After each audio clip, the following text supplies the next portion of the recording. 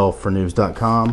What I'm going to do here is a quick crash course on Microsoft Excel 2016. In this tutorial, I'm going to go over the most used features of Microsoft Excel, the things that you must know. I'm going to skip through all the garbage and just deliver you the meat and potatoes of Microsoft Excel. This is the stuff you need to know. If you know this, you're going to know how to do 95% of the things that you're going to be required to do in Microsoft Excel.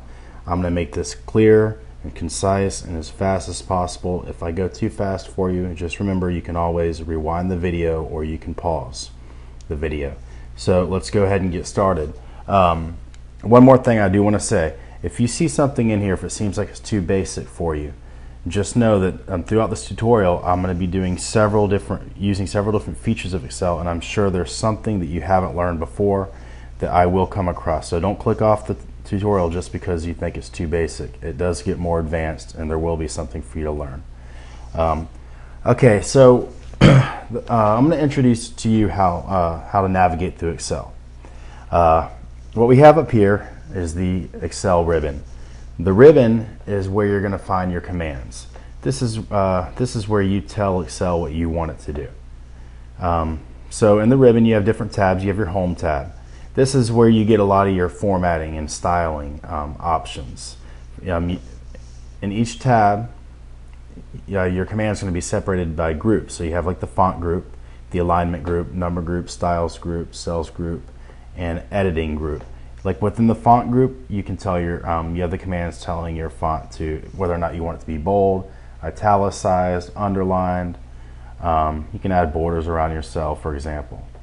Same thing with the alignment. You can align your text to be left, center, right, up, or top, bottom, middle, and so on. In your insert tab, you can insert tables, images, charts, anything that you would insert. They have some text boxes and art that you would insert. In your page layout, you can use your page layout to basically set up your worksheet for printing. Once you have it all together, you're going to want to make sure that it prints out right. Page layout is where you would go. Formulas.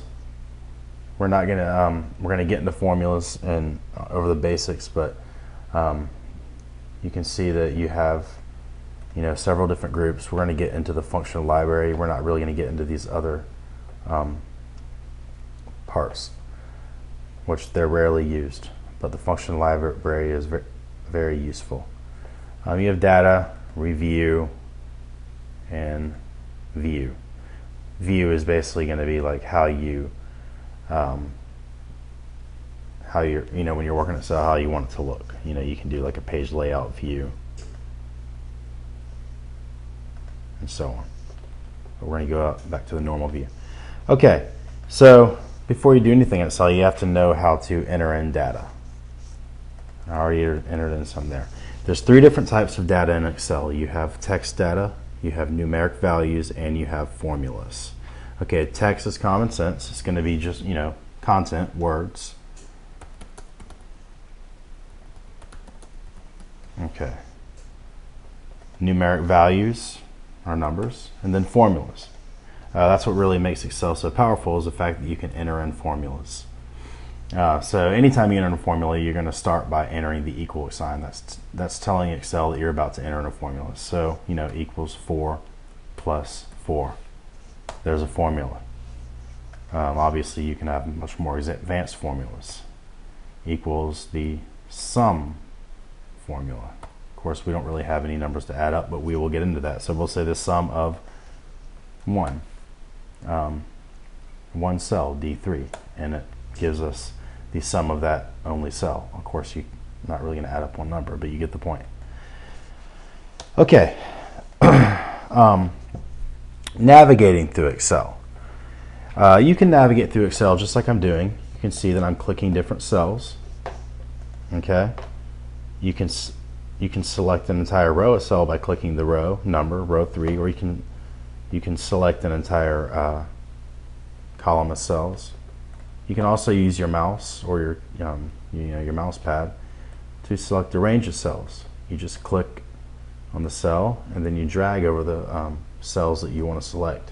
And you would do that in the case of when you're formatting multiple cells at once. For example, I'll change the fill color in there, and I'll add a border around that entire range. Now let me undo that. You can also select different cells. You'll do this by using your control key. I'm selecting a cell. Now I'm going to hit my control key, and I'll select a few cells here. I'm still holding my control key, but you get the point. I can select any cell that I want to, and it will, well, except for I selected that insert, so it interrupted everything. But you can see again, I'm selecting multiple cells, and then I can format them all individually. Let me undo that. Okay, you can also navigate through Excel using arrows in your keypad. So right here, I'm selecting cell B9, and just so you know, when I say B9, that is considered the cell address. You can see up here the cell address in the name box that I'm selecting B9. It means column B, row 9. Okay, here I have the word data. I have some text in here that reads data. You can see that it's inserted into cell B9, but it's also up here in your formula bar. You can enter in text into your formula bar. You can select the cell and enter it into the formula bar, or you can delete the text in there. And I deleted that by hitting backspace. Or you can type it directly into the cell. Okay. If you want to edit data inside the cell or content inside, you got to double click. If you don't want to erase the entire word, but you want to edit it in a cell. Or if you want to delete one word, you have to double click and backspace. I know this is very basic, but if you want to delete everything in the cell, all you have to do is select the cell. Don't double click, just select the entire cell and hit backspace, and it deletes everything in it. And there's other ways to do that. But okay, so let's see about navigating with our control with our arrows.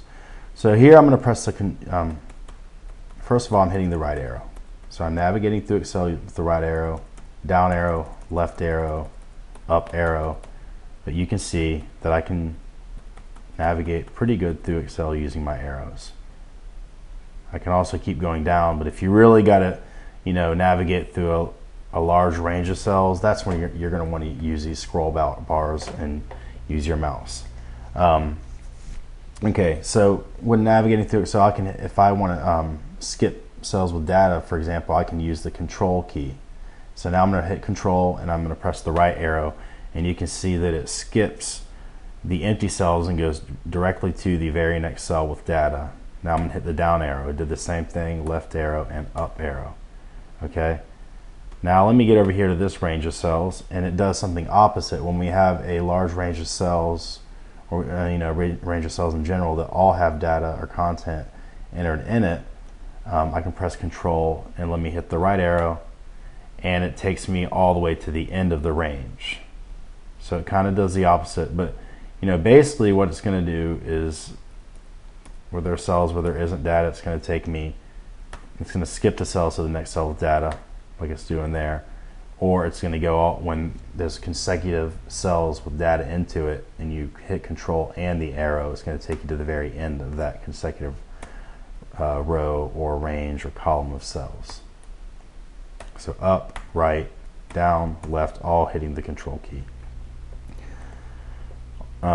Okay, we have the autofill feature when you're entering in, doing data entry. So okay, here I'm going to double click so I can enter in some content.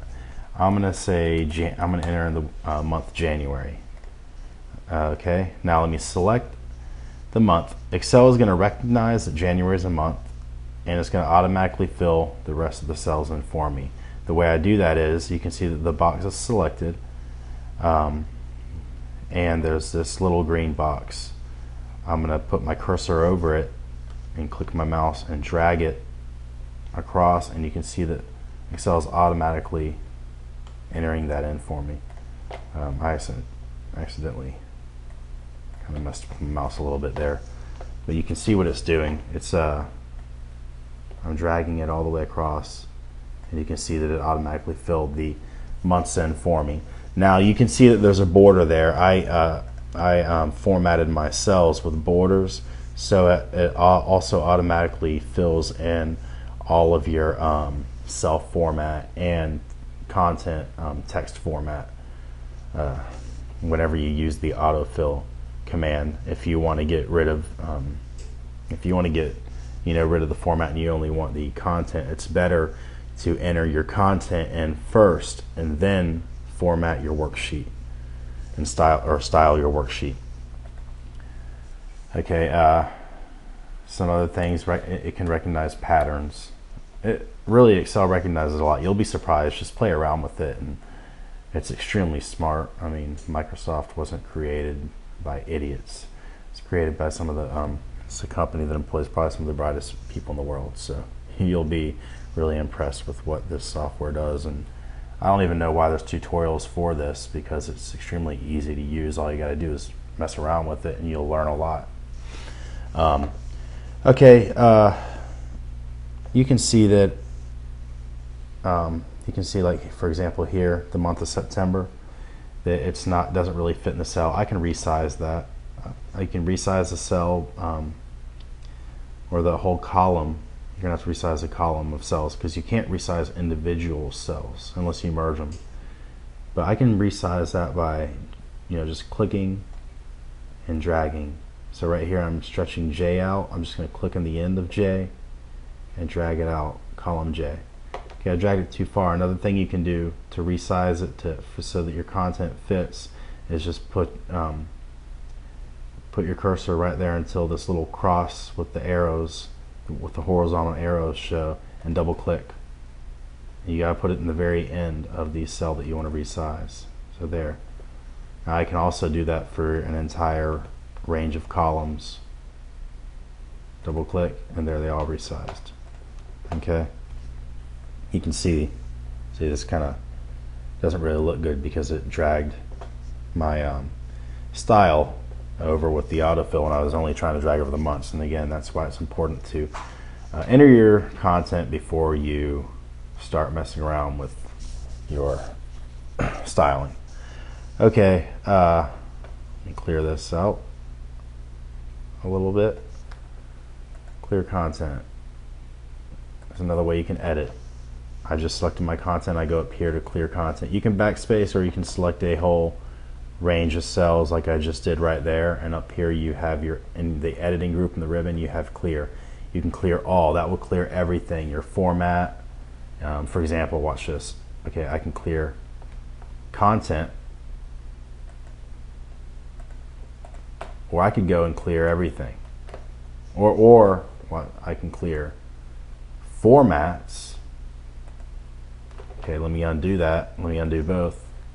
So I can clear content alone, I can clear formatting alone, or I could just clear all, and it all goes away.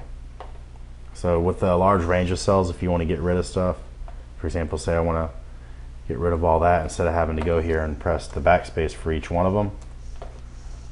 Okay, undo button. I can select the entire range and hit clear content.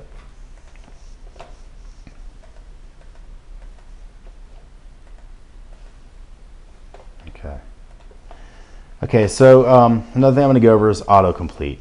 So you see here, let's just say I've been entering in some words, and let's say I have a large list of words that I need to enter in. What Excel is smart, it's going to recognize that in this column I've been entering in words, and it's going to start automatically knowing what word I'm entering with the first few letters that I type in. So for example, you can, if I type in if I type in like I, it recognized that I already have the word airman, and it automatically completed it for me. Marines. I started typing it and it automatically completed it for me. Now let's say I want to type in Rangers. Well, you can see I already typed in the first 3 letters. It didn't recognize it for me. The reason why is because we have 2 words that start with the same 3 letters, but as I continue typing, it can distinguish that it can recognize the word that I want to enter, and I can press enter and it's automatically completed. So that's extremely useful. Okay, a little bit more about navigating. You can zoom in and zoom out. I'm down here in the bottom right. There's the zoom in, zoom out. You can here you have different worksheets in Excel. You can navigate by just clicking on your worksheet tab, and you don't have to be stuck in just one worksheet. You can have multiple worksheets in a workbook. You can scroll down your worksheet using right here the little scroll bars. You can scroll down, you can scroll right, up and back. And then when you're done with everything and you want to like save your files and or print them, you got your file tab over here, and this is where you can save files, protect your workbook, print, publish, and other things. Okay, so let's get into formulas and functions. Formulas and functions, like I said, is really what makes Excel extremely useful and efficient. Okay, so the first thing I'm going to go over is addition in Excel. Addition, before you ever enter in a formula, you're always going to have to, or almost always going to have to enter the equal symbol. That's telling Excel that you're about to enter in a formula. Okay, so for addition, you can manually enter in numbers, 4 plus 4, for example, and there you have your result. So Excel is going to display your result, not your formula. Okay, you can also refer to cells, equals cell, I'm going to use the control key and just select cells that I want to add, plus, and then you can see the plus symbol is our operator, and I'm referring to cells. I can also mix it up and manually enter in numbers, and then I can hit enter when I'm done, and there I have manually entered in a formula into Excel using addition. Okay, Excel has functions, and this does all the basically you don't even need the operators. Excel does all the math for you. All you have to do, for example, for addition is the sum function. So I'm going to click equals sum. I'm going to open up my function with parentheses, and then you can see I have my get this little box drops down. This tells you how to enter in your function arguments. So you have number 1, number 2, and so on. That's telling you that you have an infinite number of arguments. These inside the parentheses are going to be your arguments. So this is telling you this is a function. The sum function can have infinite arguments, and that means you can add up as many numbers as you want to add. Now, if you're trying to find the square root of something, there's only going to be one argument. You're not going to be able to enter in an infinite number of arguments. So this is what this is telling you. It's telling you how to enter in your argument. So it's your instructions. You just got to kind of understand how it's giving you the instructions. Okay, so the sum, and then we can select our arguments. We can refer to cells individually, like this. And then we always got to close our function. Or we can select a range of cells, equals sum, and let me select this range of cells, and let me close it. So it's going to add that entire range of cells up. And you can see our argument, our function argument is right here. We want the sum of cell D3 through cell F3, and this is a cell range, so, D3 and F3, D3 colon F3. Hit enter, we get our result.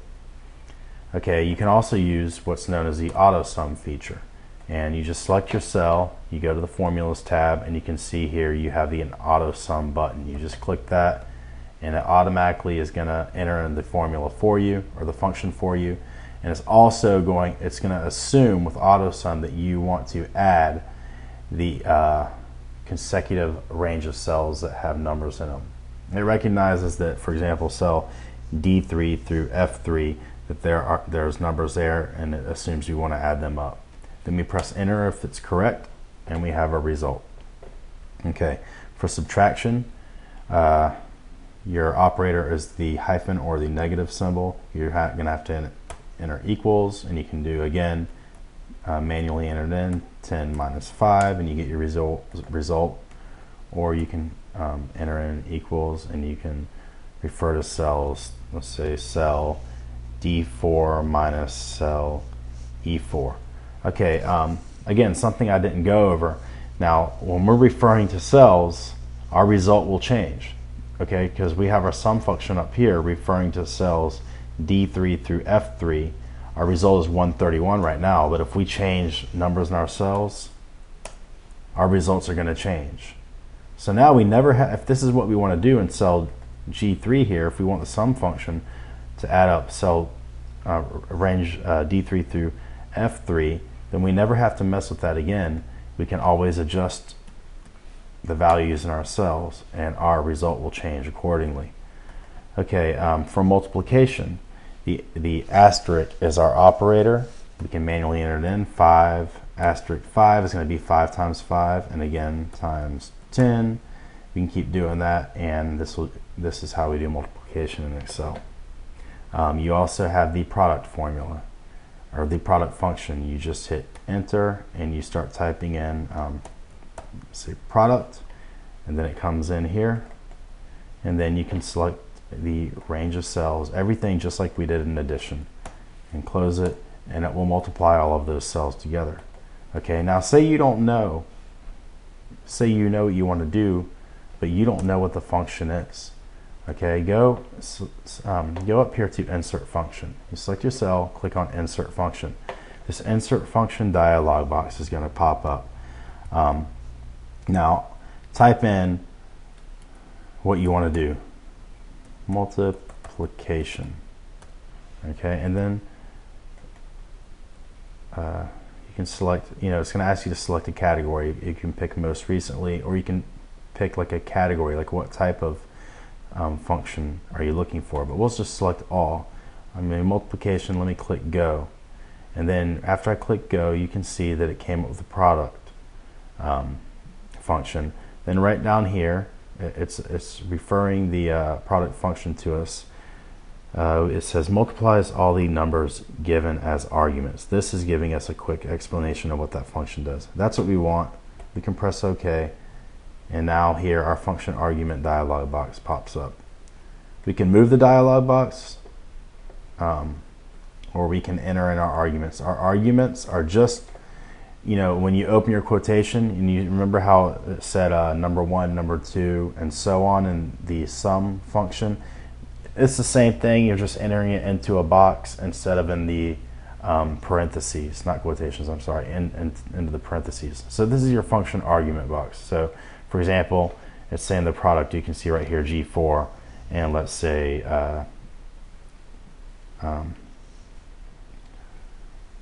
we can enter in E5. We can keep entering in cells that we want to multiply. E6, and it will give us the our result. You can also just select the range of cells yourself. It's a large number. You can type it in manually. Doesn't matter if it's uppercase or lowercase. And select what you want, and there you get your result. Okay, division. Division, you hit equal, and it's the /. So we can select our number divided by 5. Okay, you can enter it manually, or you can do the quotient formula, equals.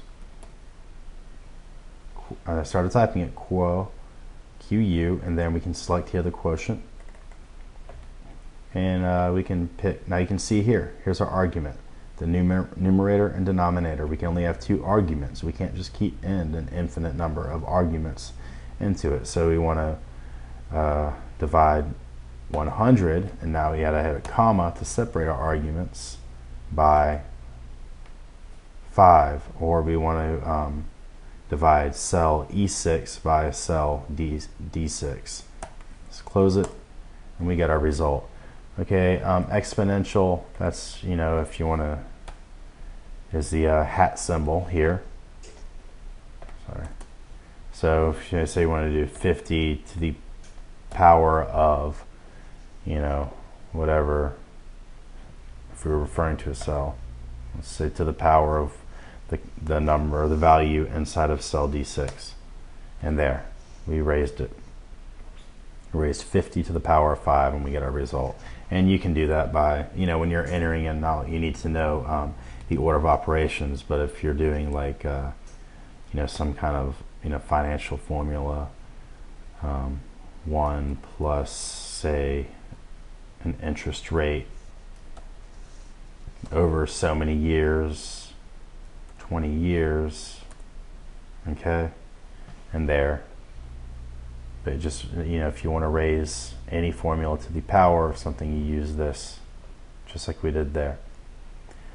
Okay, I don't really use concatenation, but you can add, you can basically put a string of letters, to, you know, a string of content in a cell, and that you can put them together. For example, over here, let me just put, I'll put my name in one cell and my last name in another cell, and let's say equals cell I7 and I'm going to do a space, and cell I8, and there we have my name, and it didn't recognize the space. Let's see if we can fix that though. No, it doesn't, but you can put those together.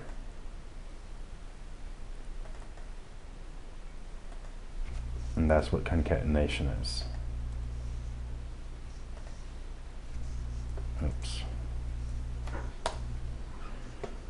Okay, logical comparison, it's just equals, is the equal to sign. If 10 is equal to 10, it'll give us a true statement. If, let me change one of the values. If not, it's going to give us false. Logical is greater than, let's say 105 is greater than, or cell D10 is greater than cell E10. It's going to say true, but now let me change the value, and they're false. The same thing with less than, equals 25 is less than 5. I got a false result. Now I'll change the value, and it changes to true. Equals greater than or equal to. So let's say cell E12 is greater than or equal to cell D12, and it says true. Now let me change the value in cell D12 to 55, and it's still true, but let me change it to 56, and it's false. Okay, less than or equal to, let's say cell E13 is less than or equal to cell D13, and that's true. Make it equal to, it's true again. False if we just once we change the value to greater than. And not equal to, so equals 5 is not equal to, or cell D14 is not equal to cell E14. It says false, but then change it. Okay, and you can do the same thing with you can use any of these logical comparison with, it doesn't have to be numbers. For example, I'll put a where do we got a true, let's say equal to, okay, 10, we got 10 and 10, but let me put my name in here, Todd, and then Todd, and both of those, both of these cells are equal, so we get a true statement there. Okay, you can also combine formulas and functions. When you do that, you do need to know the order of operations, but you can like make nested functions. For example, equals the sum of the product, see now I'm putting a function inside of a function of two cells, or a range of cells, plus the quotient of my argument. And then I can, so you can see I opened up a, first I opened up the sum function. And then inside of the sum function, I made my first argument another function. So let's see, product. And then I added, so actually my first argument is these two functions added together. And then, so my first argument is the product function plus the quotient function. Okay, and I had to open each individual function, but I had to close the function, and you can see that our parentheses are colored accordingly. So both functions inside of the sum function are already closed. Now I can hit a comma, and now look, number 2 is highlighted. That means I'm entering in my second argument. Okay, now let me in my third argument, we can make it another function. We'll do the average. Let's just average of some other numbers. Okay, so we have our arguments consist of nested functions or just different cells that I referred to.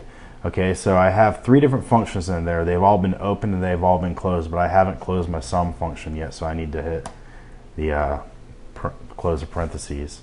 And you can see Excel is letting me know that it's closed. There you can combine formulas. Just make sure that you know the order of operations, because if you're doing like financial formulas, for example, the capital asset pricing model, you're going to need to make sure you know your order of operations and you're not entering it wrong. So those parentheses are extremely important. Okay, let me get into cell reference. Okay, so what I'm going to do here is you can see that I have a low risk, medium risk, and high risk area. I want to get my balances down here. These are investments. Down here I have another section that I can refer to. My cells will be referring to this little part of the worksheet right here, where I have my rate of return for my savings, bonds, and stocks, and I also have income growth. Now what I'm going to do here is cell reference. I'm going over cell reference. Excel has different types of cell reference. It has relative cell reference, absolute cell reference, and mixed cell reference. Now those are the type of cell reference like when working within worksheets where you'll be using using the autofill command and dragging or copying and pasting, cells or the content or formulas in cells into other cells. You can also refer to cells, for example, when you can refer to other worksheets and other workbooks. But I'll just show you what I'm talking about, because that's what makes it easiest. So we have our low risk, medium risk, and high risk. Let's say today our balance in each one is $5,000. Okay, and then up here is our monthly contribution. Now right here I have my income growth of 3%. So let's say that I want every year I want my contribution to my savings to grow by 3%. Okay, so here we're going to do a relative cell reference, and I already have the content entered in there, so let me clear some here. Home, clear contents. Okay, for 2017 I want my contribution to be, this won't be relative cell reference, by the way, my previous year contributions times 1 plus my income growth rate. So there again, remember I was saying about order of operations? Because multiplication comes before addition, I have to do 1 plus my income growth inside of the parentheses, or else Excel would multiply D9 by 1 and then add 3%. Okay, so you can see my income grew. Now, if I continue dragging this over, look, my income stops growing. Now, let me show you the formulas. Let me click on Show Formulas. Now, look what it's doing. Excel is dragging over, automatically filling in my formulas, except the cell that it's referring to, you see right here, in cell 2017, it's referring to cell D9 and cell C15. And the same thing, it's basically dragging over the cell reference relative to its location. See? It's moving with it. Well, the problem is that this is all fine. We're referring to our previous year, so we want relative cell reference for G9 or for our previous year contribution, you know, because we're doing 2016 plus 1 times 1 plus our income growth rate. However, we're referring to our income growth rate in cell C15, and that doesn't change. So we need to lock this part of the formula using absolute cell reference, and we can go ahead and let our previous year income remain relative. So the way I can do this is I can just double click on the cell that I want to change the cell reference, and I can hit F4, and that's going to rotate through all my different types of cell reference. So you can see if I have both the column, you see I have a dollar symbol before the column letter C and before the row number 15. That's going to lock my cell reference for the columns and the rows. So it'll be locked in that cell no matter whether I drag it to the right or if I drag it down, it will stay locked in there. Okay, so that's locked cell reference. Now let me get out of Show Formulas.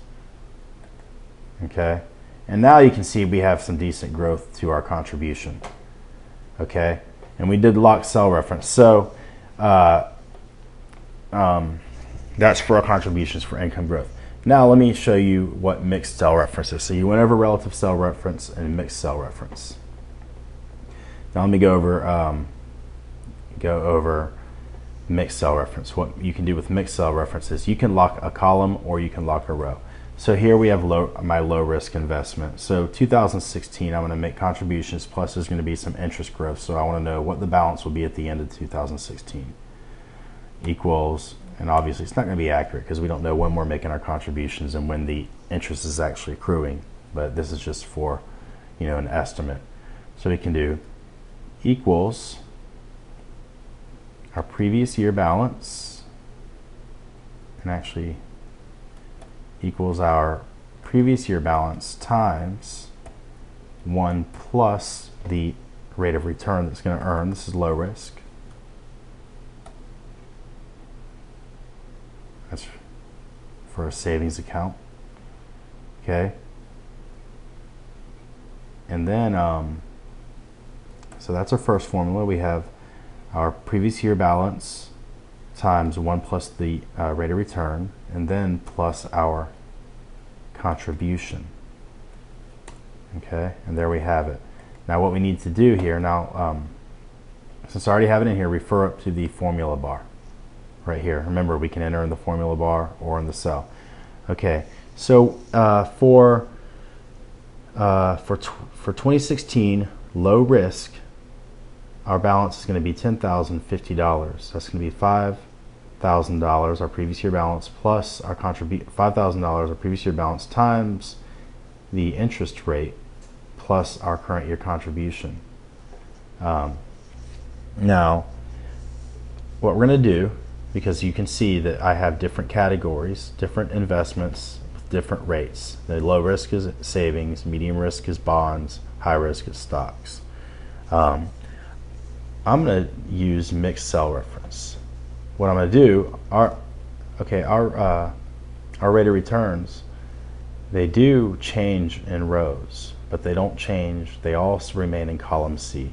So you can see I keep moving down. They're relative. For example, low risk is here. in cell B10, and I would be referring to cell, you know, cell C16. And medium risk, you know, was referring to cell C17. You know, these all move down, one down. So they move down the column, the rows right relative to each other. So I can use mixed cell reference. I'm going to lock. Remember, I can hit F4, or I can manually enter in the dollar symbol, and I'm going to lock my column. And that's my interest rate. I'm going to lock my column. Now I can drag my cell all the way over, and it will have my growth with the interest rate. Now let me just show formulas. So you can see with every formula, every function or formula, it continued to refer to, it was locked in there no matter what. Look right here. I'm always referring to cell C16 for my interest rate. But now watch, because, and I remember I dragged that all the way across the columns, and it did not change the column at all because I locked the column. Now watch if I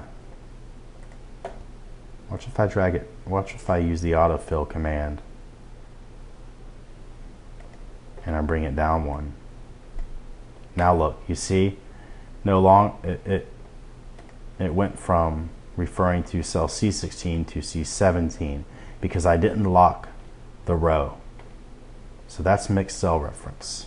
And the same would happen if I locked the row but I didn't lock the column. Okay, and now our formulas are now we're referring to the correct interest rate for every area that we need to. And there we have our balances.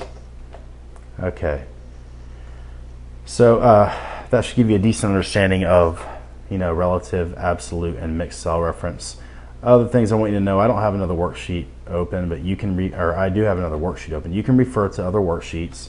For example, in this worksheet, I'm hitting equals. Here I have like a reference worksheet, equals cell B1 in our reference sheet, and I can hit enter, and there I have it. So I'm referring to another worksheet.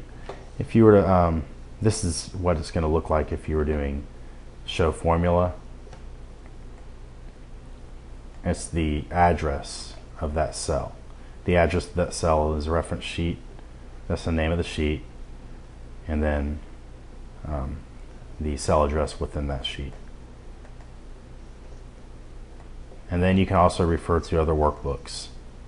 And if you're to do show formula, it's going to be workbook name within the brackets, the worksheet name with the exclamation point, and then the cell address.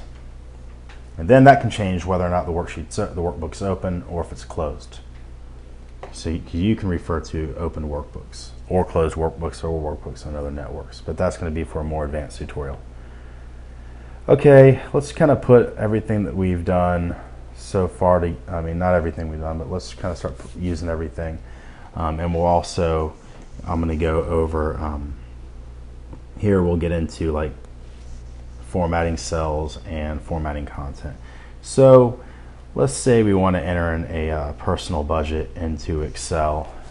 Let's just have our, let's see what I have a reference sheet. I have this referring to some stuff. Okay, let's just say we have our income. Let's see, let's just say some like royalties for some reason. Excel tutorial royalties. And then let's enter some expenses. Mortgage, utilities. These are our categories. Mortgage, utilities, truck payment, truck insurance, phone bill,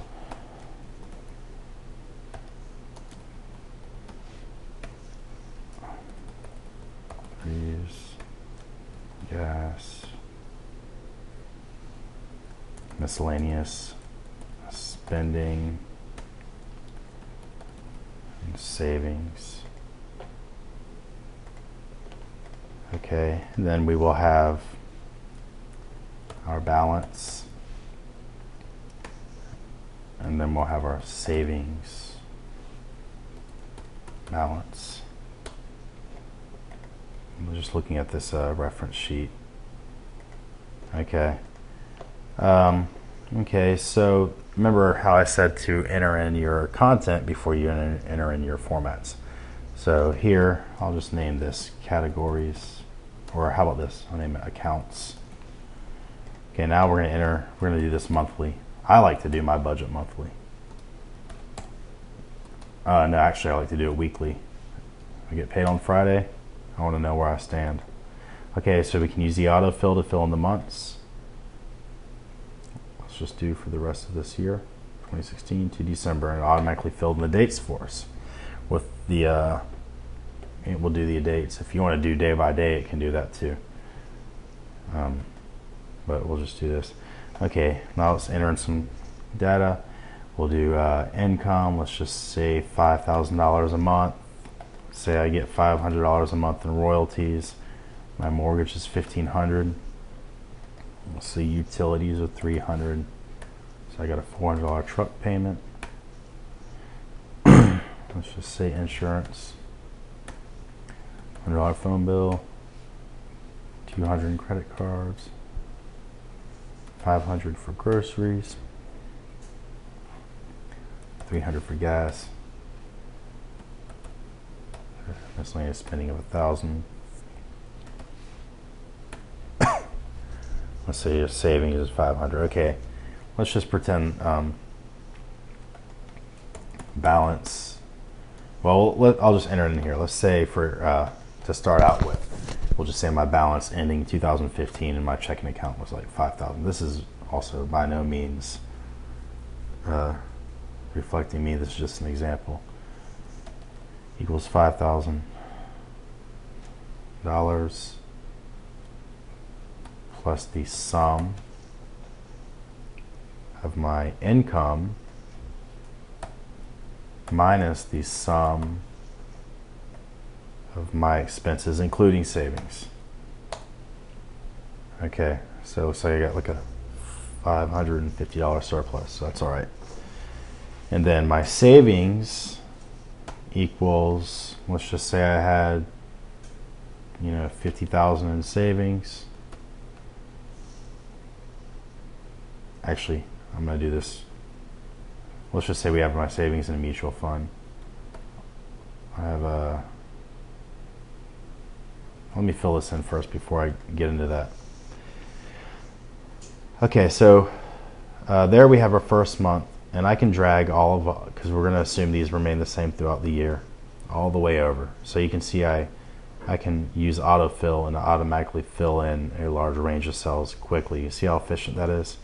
Okay, now I can't drag my formula over down here because remember I manually entered in my previous year balance. But for February, or my previous month balance, I'm going to do equals my previous month balance plus the sum of my income minus the sum of my expenses. Okay, and now I can use autofill and drag this formula over, and there again, remember I'm using relative cell reference. See that? Everything is it's relative cell reference. Let me get out of show formulas. Okay. Let's go ahead and do my savings balance now. Remember, let's say I had $20,000 at the end of the month last month. So we have a rate of return, and we're going to have to calculate our rate of return monthly since this is monthly. We'll have to divide it by 12.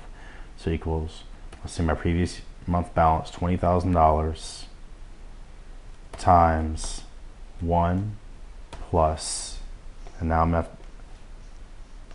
to refer to this reference sheet, 1 plus my plus my expected mutual fund average annual return divided by 12.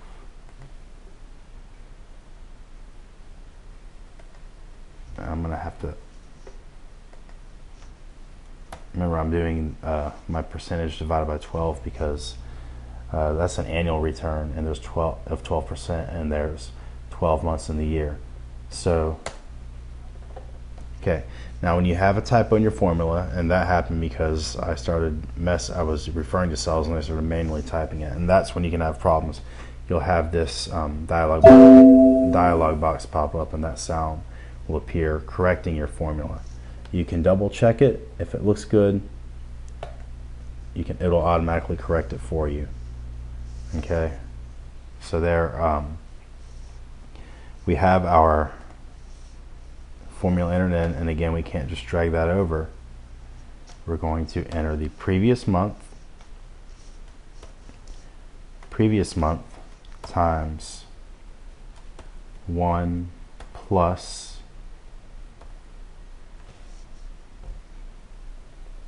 I'm going to refer to another cell divided by 12. Okay, I got to close my arguments there. Okay, you see here, that's what the problem was before.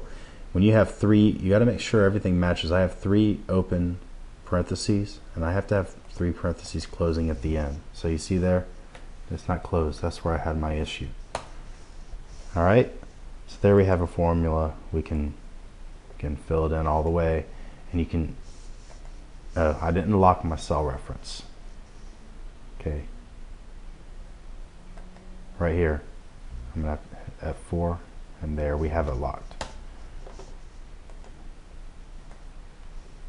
So even if you know how to use Excel, you still make mistakes, but you know how to fix it when you're familiar with it real quick. Okay, so we have this. Let's go ahead and start styling our sheet. I can add color fill to cells. I can select that range of cells just like I'm doing there.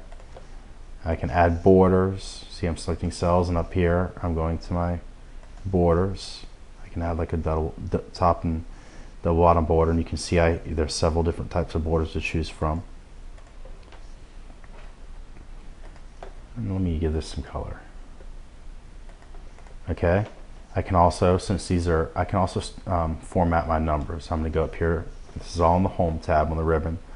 Okay, I'm going to make these dollar signs, and then let me remove my decimal places, and just to show dollars. Okay, look, let's get our worksheet looking a little bit tighter. I can double click on an individual cell, or I can select the entire range of columns and double click.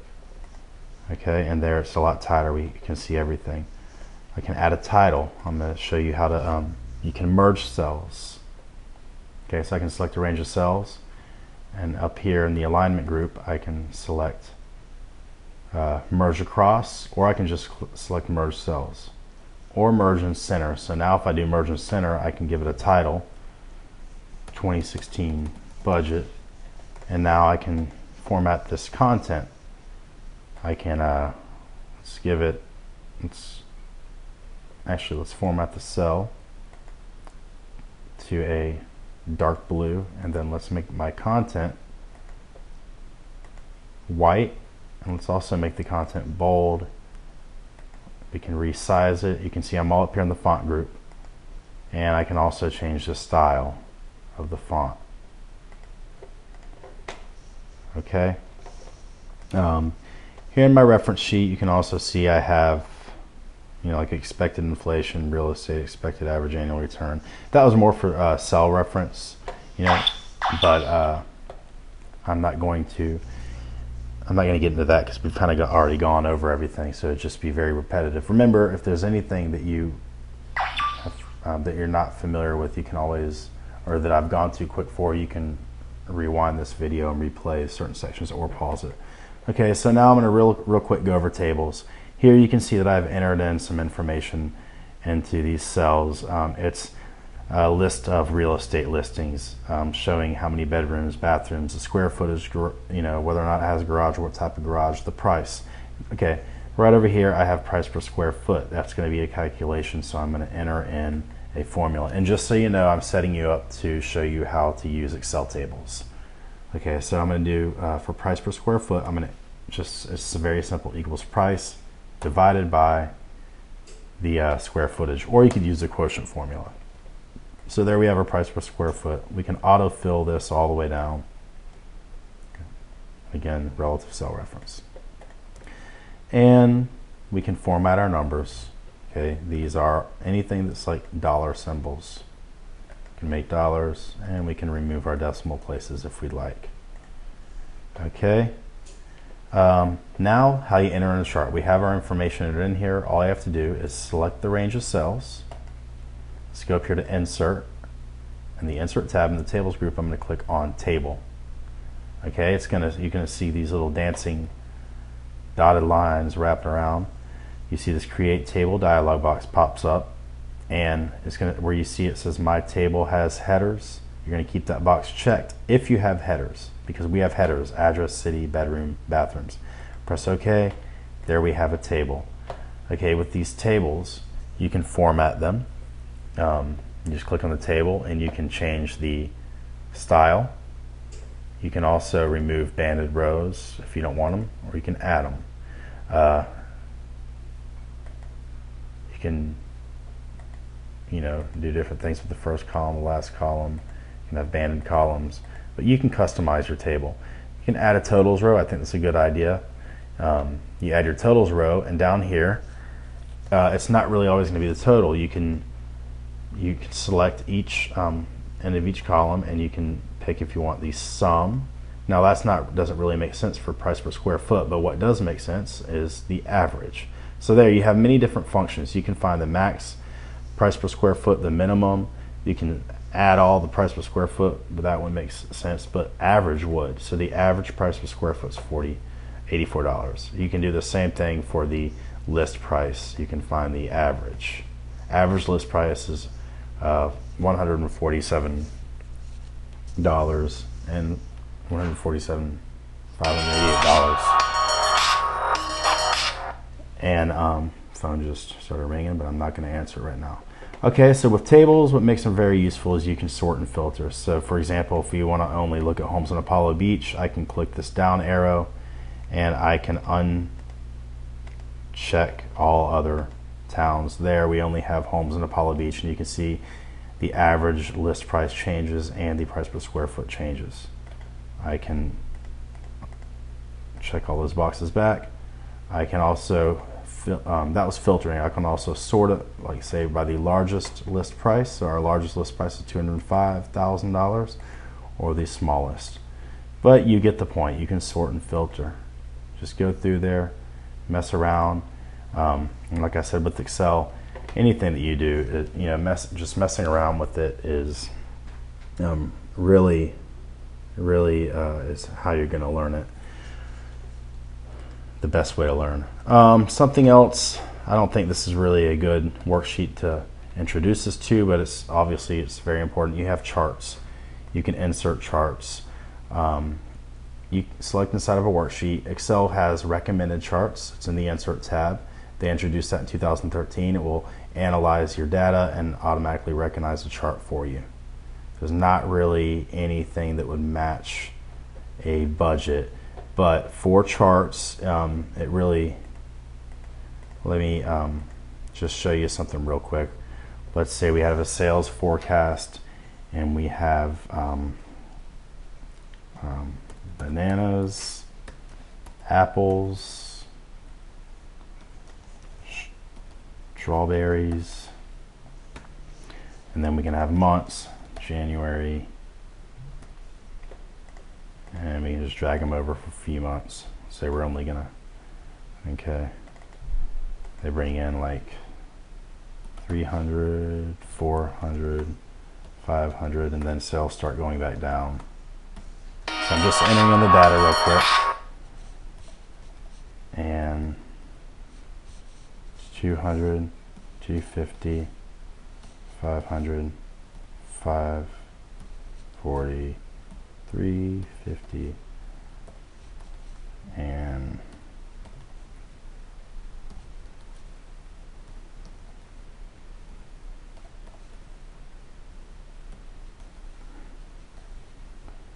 okay, so there we have data. Let me just click on this.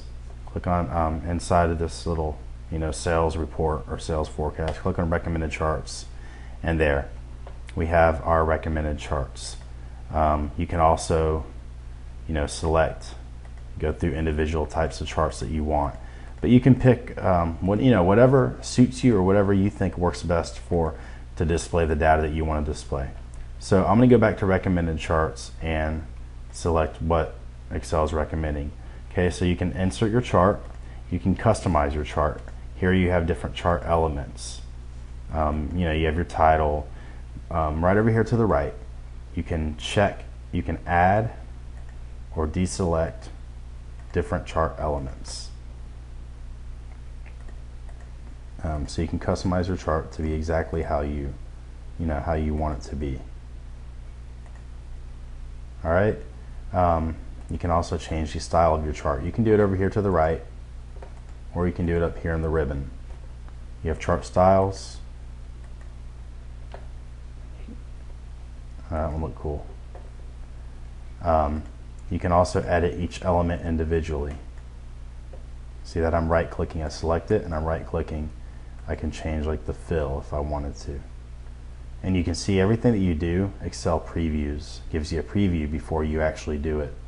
See, I'm just selecting my mouse over the different colors and it's giving me a preview. But that's just styling your chart. Okay, you can also, with different parts of,